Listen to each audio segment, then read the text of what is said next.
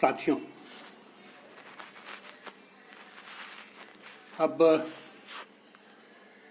ये कोरोना का संकट देश पर बहुत ही भारी पड़ रहा है। 2 महीने लगभग 2 महीने होने जा रहे हैं। शुरुआती दौर में ही इस पर नियंत्रण किया जाना चाहिए था, जो नहीं किया गया। 2 महीने का इंतजार किया गया, उसमें भी कुछ नहीं किया गया।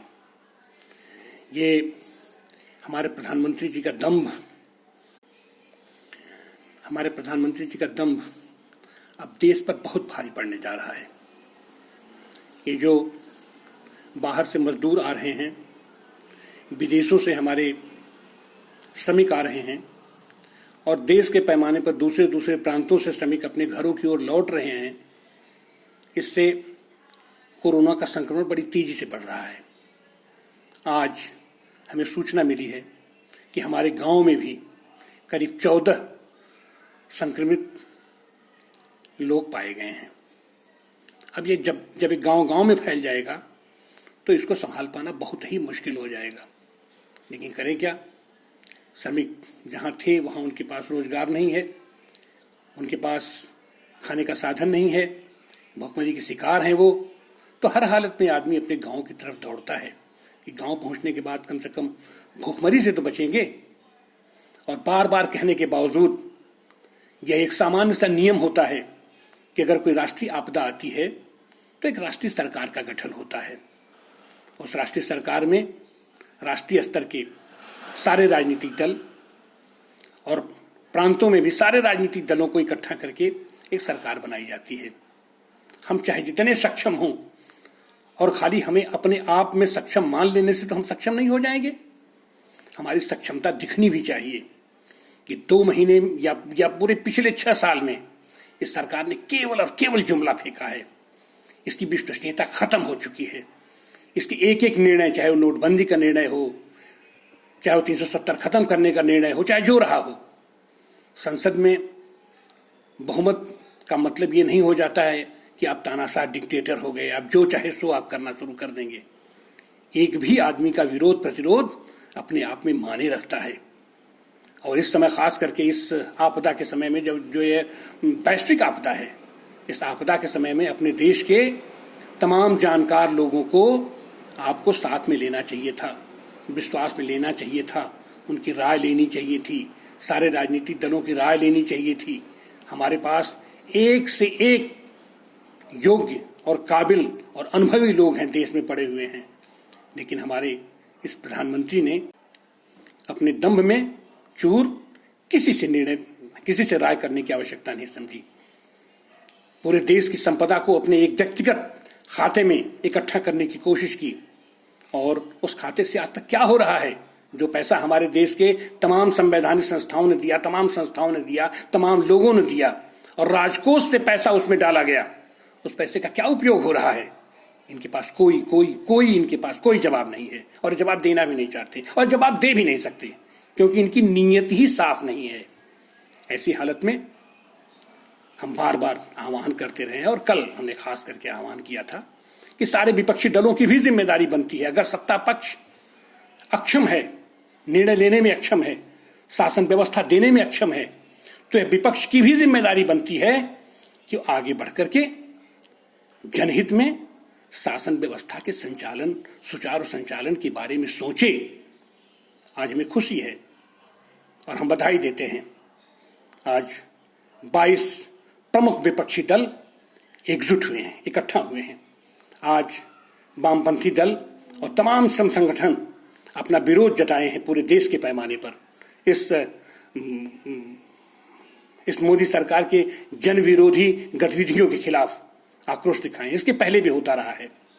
हम समाजवादी लोग भी अपनी विरोध जताते रहे हैं, लोकतांत्रिक तरीके से विरोध जताते रहे, क्योंकि हमारी लोकतंत्र में आस्था है, हमारा संविधान में आस्था है।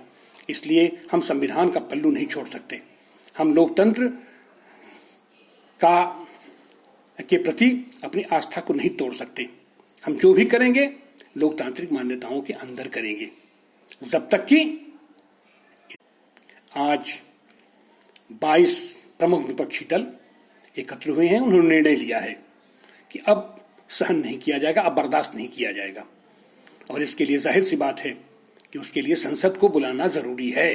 अब ये लोग कहेंगे कि फिजिकल डिस्टेंसिंग, सोशल डिस्टेंसिंग क्या होता है? सामाजिक दुराव तुम पैदा करने का आह्वान कर रहे हो देश में। हाँ, फिजिकल डिस्टेंसिंग होनी चाहिए। फिजिकल डिस्टेंसिंग अब ये लोग कहेंगे कि फिजिकल डिस्टेंसिंग उसमें नहीं हो पाएगी।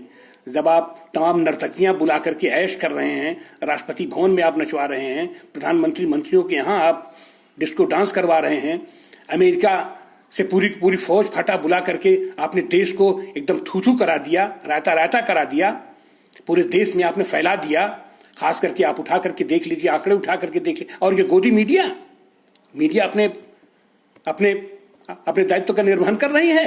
अहमदाबाद, आगरा और दिल्ली, 3 जगह जिस समय अमेरिका में महामारी फैल चुकी थी, उस समय वहां से राष्ट्रपति को बुला करके उनके सारे लोगों को निर्द्वंद भाव से आपने घूमने दिया देश में। और देश में आपदा या कोरोना संकट पैदा करने के लिए अगर कोई जिम्मेदार है तो केवल और केवल मोदी जिम्मेदार है, ये सरकार जिम्मेदार है। और खास करके जो इन लोगों ने अमेरिकन की मेहमान नवाजी यहां की है, उसके लिए जिम्मेदारी है। आज हमें खुशी है कि हमारे 22 प्रमुख विपक्षी दल इकट्ठा होकर के उन लोगों ने एक आपदा प्रबंधन समिति की मांग की है, जो होना चाहिए। यह समिति पहले बननी चाहिए, पहले राष्ट्रीय सरकार बन जानी चाहिए थी। राष्ट्रीय सरकार में डिस्कस होकर के एक आपदा प्रबंधन समिति बननी चाहिए थी। और प्रधानमंत्री आपदा राहत कोष ऑलरेडी है, उसमें तमाम पैसा अभी पड़ा हुआ है, उसके माध्यम से जाकर के और सब लोग मिलजुल करके देश में हमें खाली हमारे कहने से आपदा प्रबंधन नहीं हो जाएगा, दिखाई भी पड़ना चाहिए कि हमारा देश इस महामारी से लड़ने के लिए एकजुट है। आज बड़ी खुशी की बात है कि हमारे 22 प्रमुख विपक्षी दलों ने अपनी चुप्पी तोड़ी है और आज इकट्ठा हुए हैं और ये मांग कर रहे हैं कि संसद सत्र बुला करके उसमें आपदा प्रबंधन के लिए विचार किया जाए और यह तत्काल किया जाना चाहिए। और अगर यह सरकार नहीं करती है तो हमें तत्काल उसकी व्यवस्था भी करनी चाहिए। कल हमारे जैसा आदमी को बड़ा रोष आ रहा था कि अगर बसें वहां गई थी सीमा पर और वहां से खाली लौटाई गई बसों को, तो ऐसा नहीं करना चाहिए था। अब जब हमारा मजदूर विद्रोह करके सड़क पर उतर चुका है, जीने मरने के लिए तैयार है, तो हम क्यों पीछे हटें? उन बसों में उन मजदूरों को भर के उनके घरों तक पहुंचाना चाहिए था। ठीक है, सरकार रोकती, हमें लाठीचार्ज करती, हमारे ऊपर मुकदमे करती। जब हमारा मजदूर सड़क पर उतर चुका है विद्रोह के लिए, तो हम अब किस बात का वो कर रहे हैं? हमारी भी जिम्मेदारी बनती है कि जनता के हितों के संरक्षण के लिए हम भी सड़क पर उतरें और जनता के साथ कदम से कदम मिला करके चलें। हम तो आह्वान करेंगे आज की तारीख में इस सरकार से, भारत सरकार से, कि अभी भी अपने दम्भ को छोड़ो और एक राष्ट्रीय सरकार के बारे में सोचिए। विलंब ठीक है, जब जागे तभी सवेरा। विलंब तो हुआ है, लेकिन आज की तारीख में भी अपने यहाँ तमाम विशेषज्ञों को आप इकट्ठा कीजिए, अपने यहाँ तमाम विशेषज्ञों से राय लीजिए, अपने राजनीतिक लोगों से भी जिनका शासन प्रशासन में एक लंबा अनुभव है, उनसे भी आप मशविरा कीजिए और एक कोर कमेटी बनाइए और उस कोर कमेटी से बाहर ऊपर जाकर के तमाम सारे राजनीतिक दलों को, देश भर के जितने भी जिम्मेदार राजनीतिक दल हैं, जितने भी जिम्मेदार लोग हैं, सबको शामिल करके आप एक आपदा प्रबंधन समिति का आप गठन कीजिए, राष्ट्रीय सरकार का आप गठन कीजिए। आज की तारीख में भी आप राष्ट्रीय सरकार का गठन कीजिए और पूरे देश को एकजुट कीजिए कि ये केवल आपके दम्भ का मामला नहीं है कि आप इसको हल कर रहे हैं। आप तो कुछ नहीं कर सकते, ये स्पष्ट हो चुका है कि आप अक्षम हैं। आपके यहाँ केवल जुमलेबाजी होती है, आप अक्षम हैं, यह स्पष्ट हो चुका है। लेकिन आपकी अक्षमता का दंड देश क्यों भुगते? देश केवल इसलिए भुगते, देश की जनता केवल इसलिए भुगते कि उसने आपके ऊपर विश्वास किया, आपको वोट दे दिया, आपको बहुमत दे दिया, आपकी सरकार बना दी, आपकी प्रचंड बहुमत की सरकार बना दी। नहीं, इतना धैर्य की आप परीक्षा मत लीजिए देश का। देश इस समय उद्वेलित है, पूरा देश इस समय कष्ट में है। आपने देश को कष्ट में डाल दिया है। अब इसके निराकरण के लिए जल्दी से जल्दी रास्ता चुनिए। और एक बात और मैं कहूँगा कि वह जो मॉडल है, वह जो पूंजीपतियों का मॉडल है, वो जो पूंजीवाद का मॉडल है, उससे अलग हटिए। इजराइल को अपना मॉडल बनाने की बात छोड़िए, अमेरिका को अपना मॉडल बनाने की बात छोड़िए। जो हमारी परंपरा परंपरागत जो हमारी व्यवस्था है, आत्मनिर्भर गांव की इकाई की जो हमारी व्यवस्था है, जो हमारे यहाँ समाजवादी ढांचे की व्यवस्था है, जो हमारे यहाँ समाजवादी उत्पादन पद्धति की व्यवस्था है, उसको अख्तियार कीजिए।